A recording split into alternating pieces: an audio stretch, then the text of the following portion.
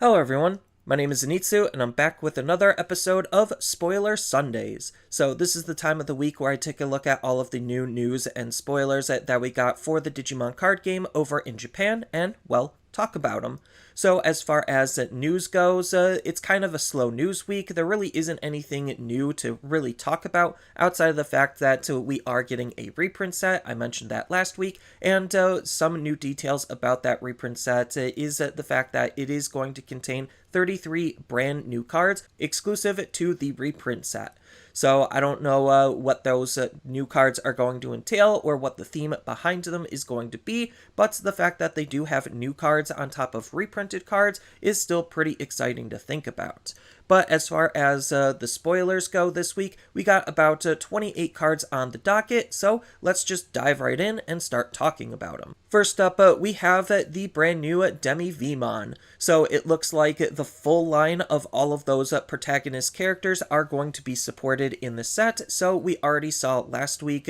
we had the full Agumon line, and this week we're going to be getting more of that with the Demi-Vmon and Vmon line. So what this card is doing is, well, it's just playing with how Imperial wants to play, supporting its two color synergies of blue and green. So its inheritable ability states that when attacking once per turn, if you have a green Digimon in play, then we get to draw one card, making it a very easy draw engine Digitama for the Imperialdramon decks to want to use.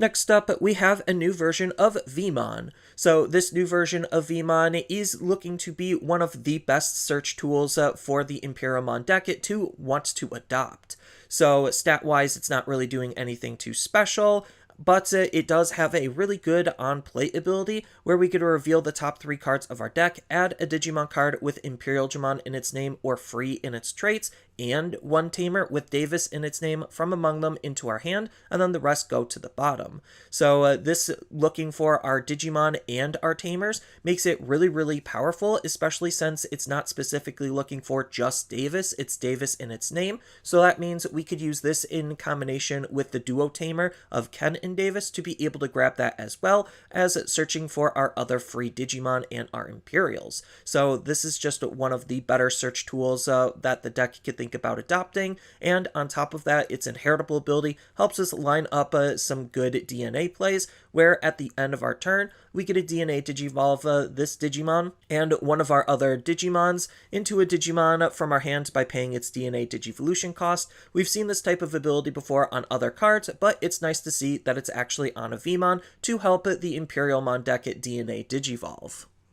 Next up, we have a new version of XVmon. So this new version of XVmon is pretty decent at being able to help support and line up our DNA Digivolution plays. It's a little bit less aggressive in terms of how we can use this card compared to the EX1 counterpart that we're already wanting to use, but it's still a decent card offering us its own level of efficiency. So stat-wise, it's not doing anything different than some of the other XVmons, and it has a native ability where during your turn, when this Digimon would DNA Digivolve into a green Digimon, then we get to gain 1 memory. So it's almost like it's reducing the play cost of the other level 4 that we're generally going to be hard playing in order to line this up, so that way we could easily make our DNA Digivolution plays more tempo efficient, because even though the DNA Digivolution is actually free, there still is the cost of playing the other level 4 associated with allowing us to DNA. So this helping that is pretty decent at being able to make more efficient lines of DNA Digivolution play. Then, on top of that, its inheritable ability is basically doing the same exact thing as the EX1 XVmon, where during your turn, while this Digimon has Imperialdramon in its name or free in its traits, then it gains the jamming ability, so that way we could still do the classic Imperial thing on trying to be as aggressive with our higher stage Digimon as we possibly can, knowing that their swings are going to be safe because of this jamming ability.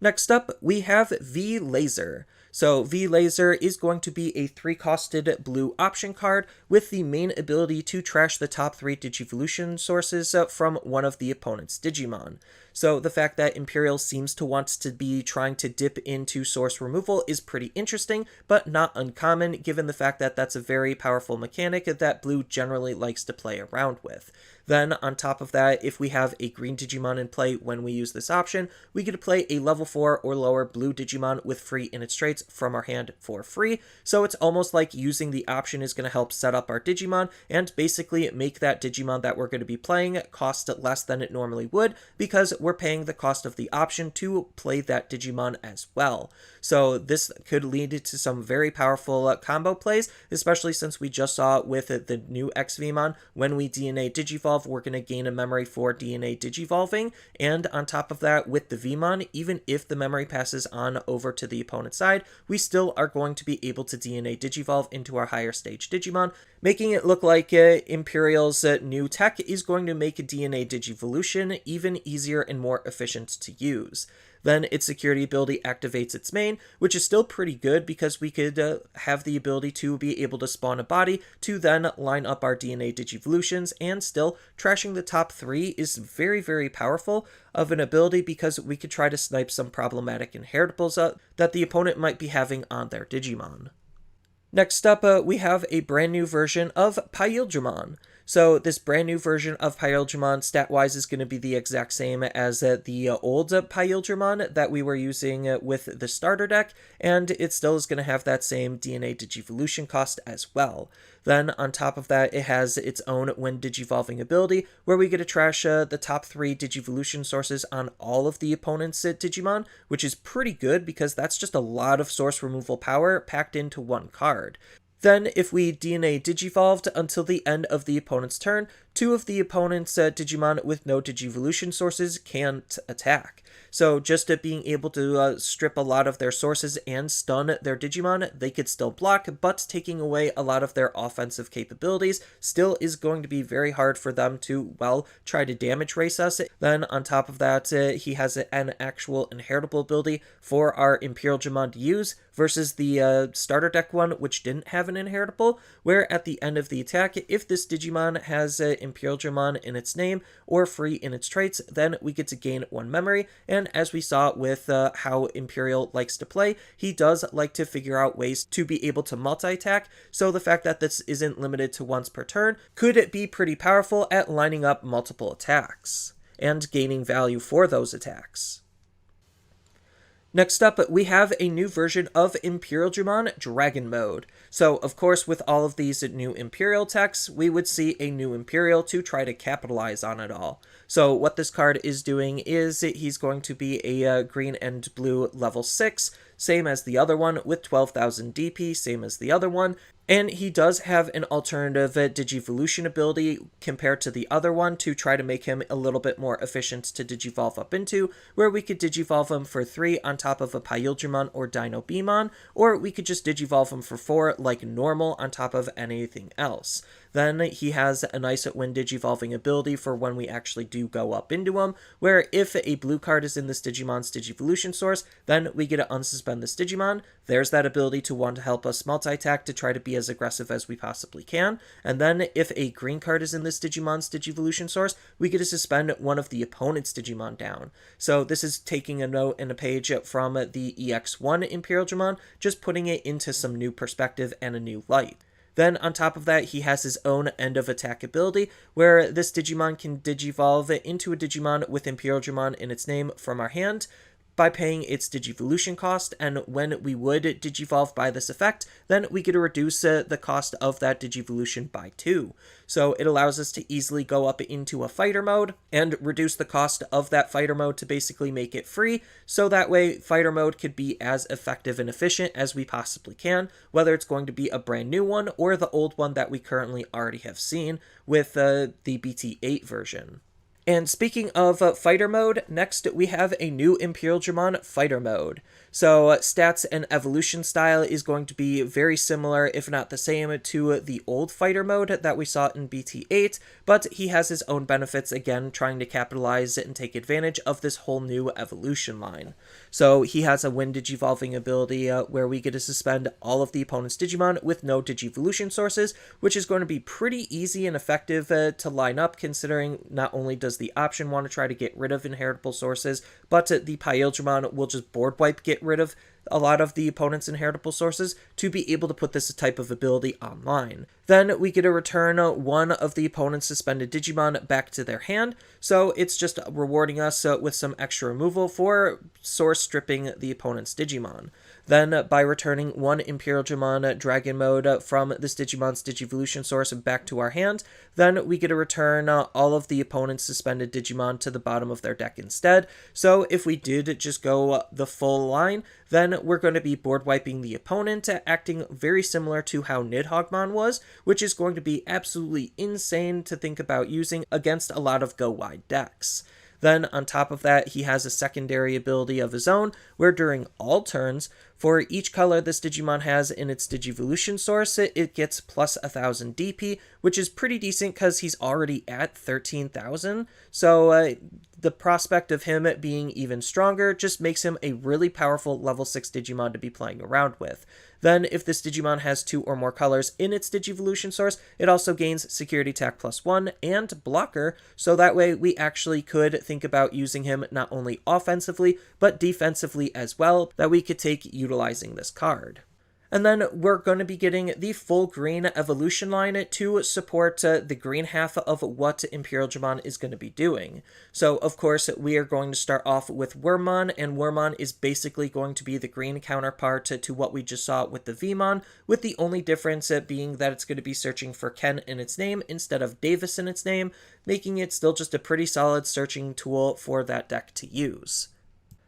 Then, of course, we're going to be getting a brand new Stingmon that's going to be playing in that same style that we just saw with the X-Vmon. So when we would DNA Digivolve with this card into a blue Digimon, we're going to be gaining a memory, and its inheritable ability is going to be giving our Imperialdramon or our free-traded Digimon the piercing ability to, again, try to be as aggressive and controlling as we can possibly make it.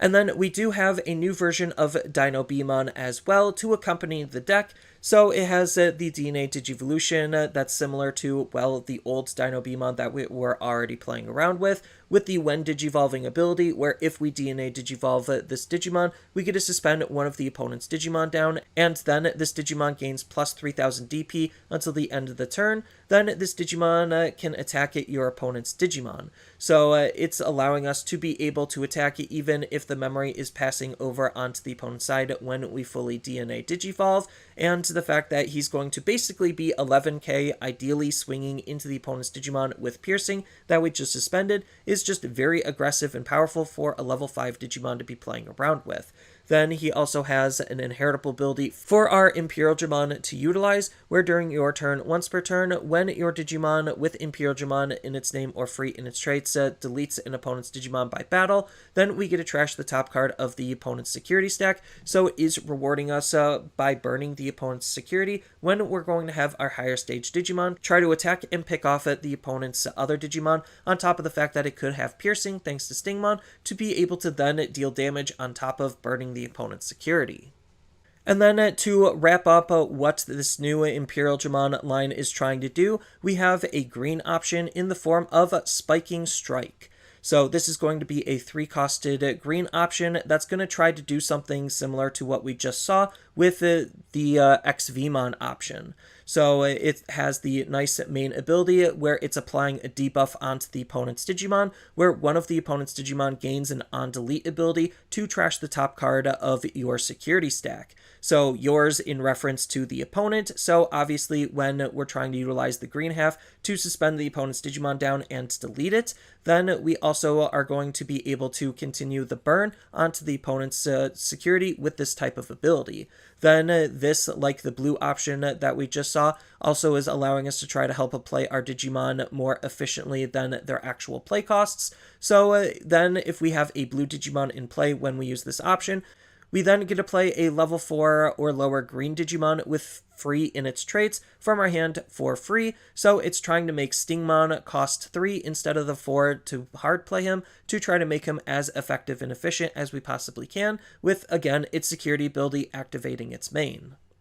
Next, we're going to continue with a new Gallantmon line. So it's going to be not only just more protagonist support, which is part of the theme of what the set's trying to do, but Gallantmon seems to be the gift that keeps on giving, with another whole evolution line to think about adopting and utilizing. So starting off with the Digitama, Gigimon is a pretty decent inheritable ability that's increasing the maximum range of the DP-based deletion abilities that Gallantmon generally likes to play with by 1,000.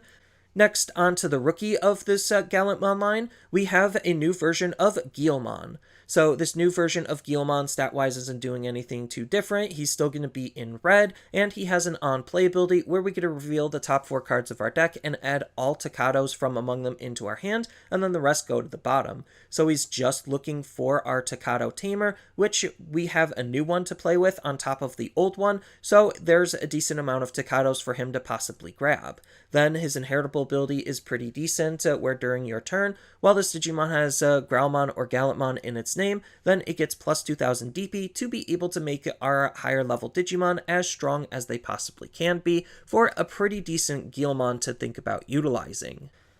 Next up onto the champion, we have a brand new version of Growlmon. So this brand new version of Growlmon has a nice Windage evolving ability to help us set up our Takado, so that way we could try to gain the most out of our Takado cards. So his Windage evolving ability more specifically says if we don't have a Takado in play, then we get to play one from our hand for free, and any way that we have to be able to set up our Tamer as effectively as we possibly can is always a good thing, just because sometimes, depending on the deck, Tamers are a little bit hard to want to spend the time to be able to set up ourselves. Then he has a nice inheritable ability that we just saw with our Guilmon, where it's just another nice DP boost for our Growlmons and our Gallantmons. Next up, we have a new version of War Growlmon. So this new version of War Growlmon has his own Windage evolving ability, where we get to delete one of the opponent's Digimon with 4000 DP or less, and then if no Digimon was deleted with this effect, then we get to Digivolve this Digimon into a level 6 with Gallantmon in its name from our hand by paying its Digivolution cost,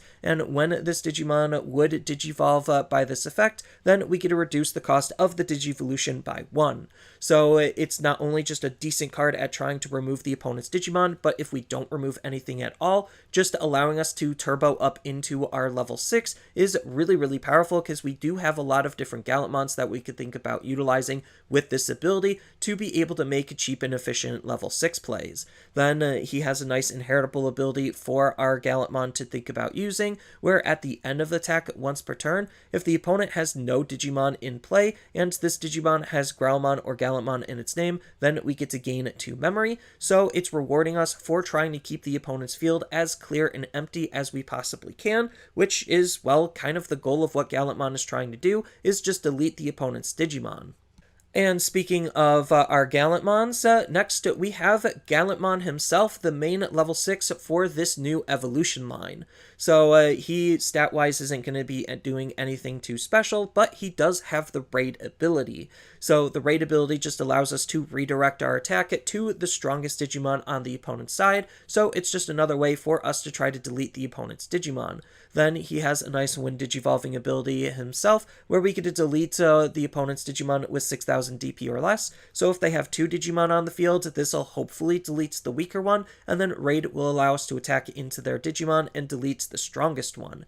Then he has a nice when attacking ability on top of all of that, where we get to delete one of the opponent's Digimon with 6000 DP or less to, again, try to keep the low-level Digimon in check and keep them off the field as best as we possibly can. And if no Digimon was deleted by this card effect, then we get to trash the top card of the opponent's security stack instead, acting as some extra burn onto the opponent's security, rewarding us for the opponent not having any Digimon because, well, ideally, we would have deleted them all.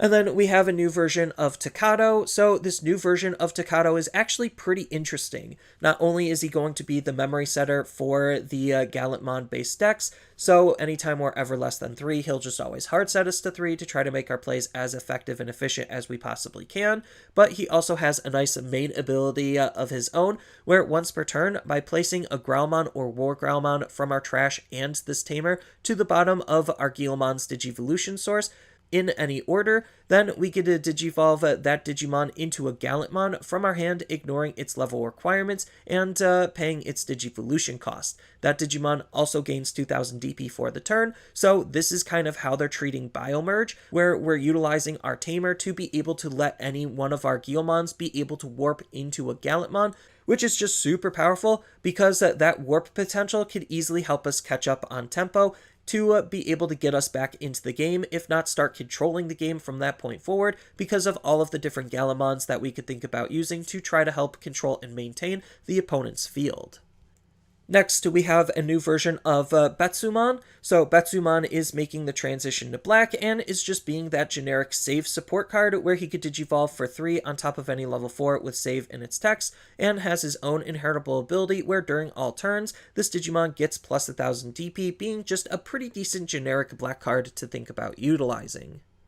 Next, we have another evolution line from a protagonist to go over in the form of the hybrids. So Flamon is going to be a nice new level 3 hybrid Digimon for us to use. He has the on-play ability where we get to discard 1 Digimon card with hybrid in its traits from our hand to be able to draw 2 cards. So we already knew that Red kind of wanted cards in its trash to be able to utilize the Takuya to be able to warp into our Emperor, and this is a really good card to be able to help facilitate that gameplay while also adding some consistency into the deck. Then on top of that, he has a nice inheritable ability for us to use, where during your turn, while this Digimon has hybrids or 10 legendary warriors in its traits, then this Digimon gets plus 2000 DP to make our higher level Digimon stronger. Next, we have a new version of Agunimon. So this new version of Agunimon is kind of doing something similar to how the other human-based hybrids were working that we saw previously, where he has this alternative Digivolution cost where he could Digivolve for 1 on top of a Burning Greymon to be able to swap it between beast form and human form. I really like this type of style to be able to swap it in between the forms, to be able to utilize each of the cards to their own strengths depending on the situation that emerges. So ordinarily he would Digivolve for 2 on top of a red level 3, or we may Digivolve this card from our hand on top of one of our Takuyas as if that card was a red level 3 Digimon. So it's not exactly the same as just it Digivolving on top of any red Tamer, but ideally with the new Takuya and the old Takuya, we have enough Takuyas to want to use it to where it doesn't necessarily matter which Tamer that we're going to be using. Then he has a nice on-delete ability built into him, where we get to play 1 Flamon from our hand suspended for free, so even if he gets deleted, we still get to try to keep and maintain a body on the field to be able to continue the pressure onto the opponent, so this is a pretty decent inheritable ability for him to have natively, and he even gives an inheritable ability of an on-delete ability himself to be able to play a Takuya from our hand for free, easily allowing us to try to set up our Takuyas for being aggressive with our other Digimon.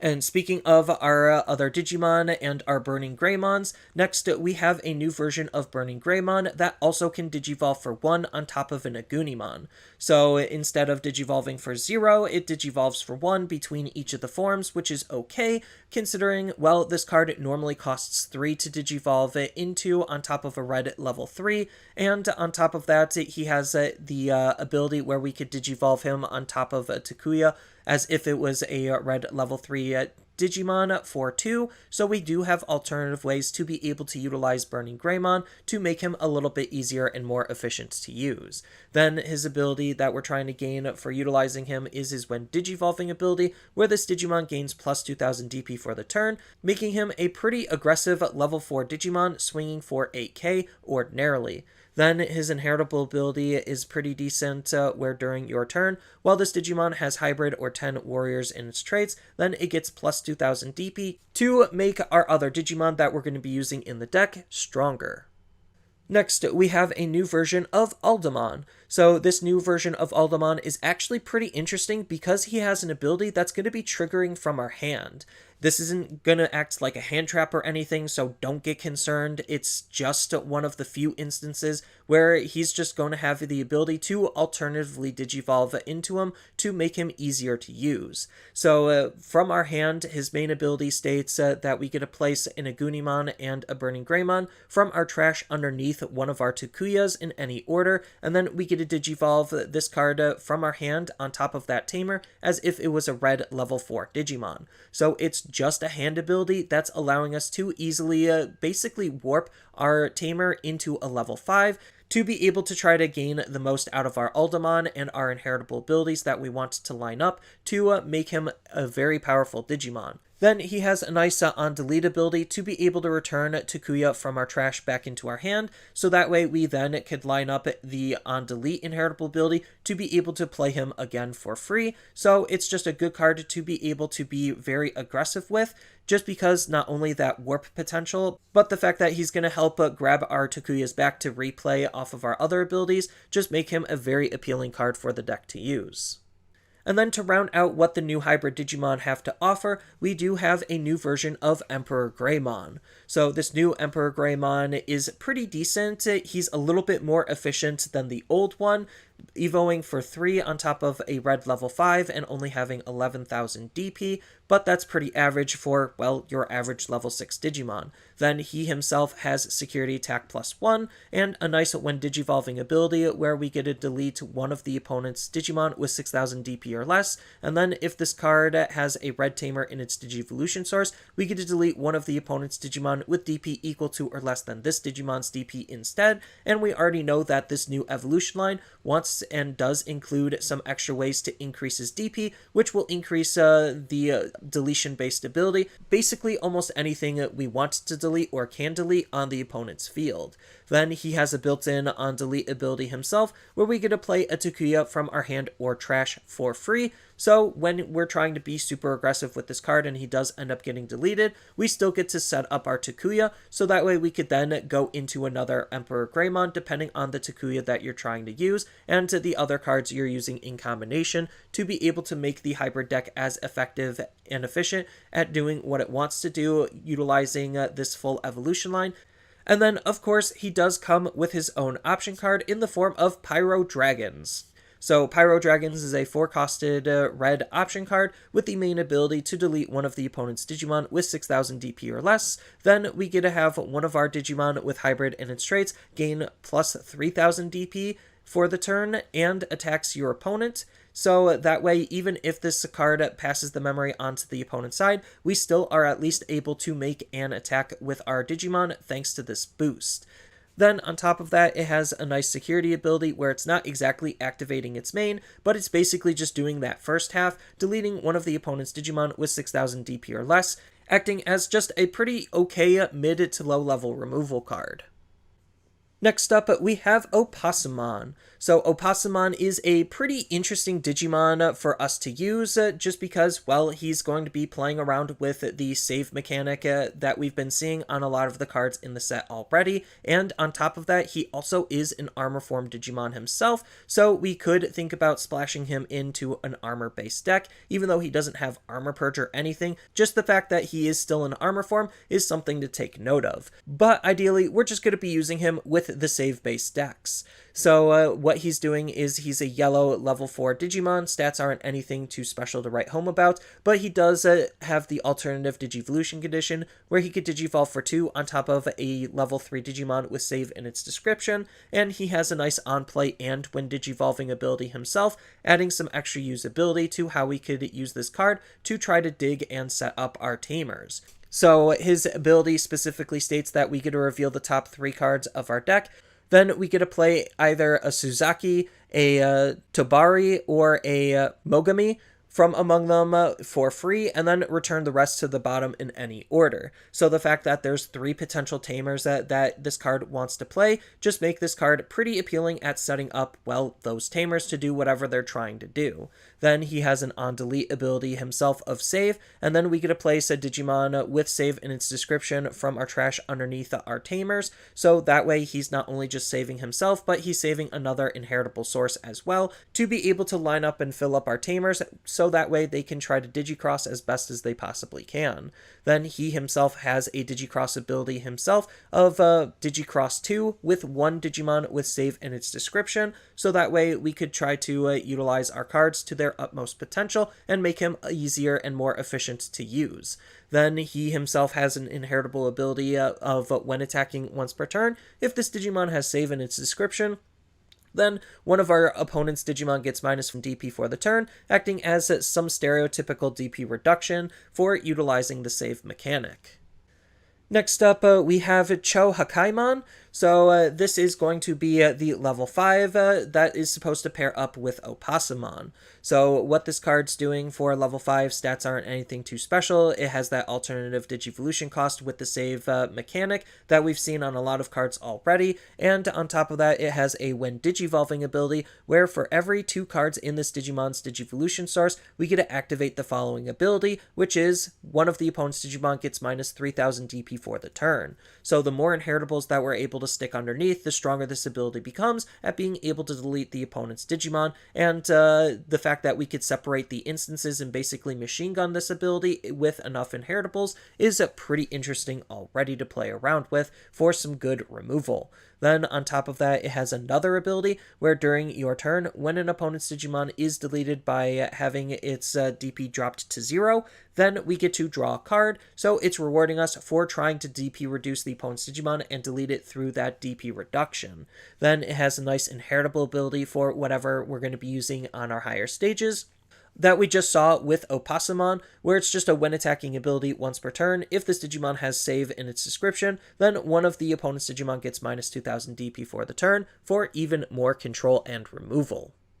And then the Opasamon stuff that we just saw comes with its own option in the form of Home Run Blast. So it is a 2-cost yellow option that isn't exactly yellow, because as long as we have a Tamer with Hunter and its traits in play, then we could use this card ignoring its color requirements, just because the other Tamers with Hunter might not all be yellow. Then on top of that, the ability we're actually trying to gain out of this card is just a more DP reduction, where one of the opponent's Digimon gets minus 4000 DP for the turn. Then if we have a Digimon with 4 or more Digivolution sources in it, then one of the opponent's Digimon gains security attack at minus 1 for the turn as well. So it's just a really good card at not only trying to delete a Digimon, but debuff another Digimon, helping us deal with wider fields. And its security ability activates its main, so it's a pretty okay security threat as well.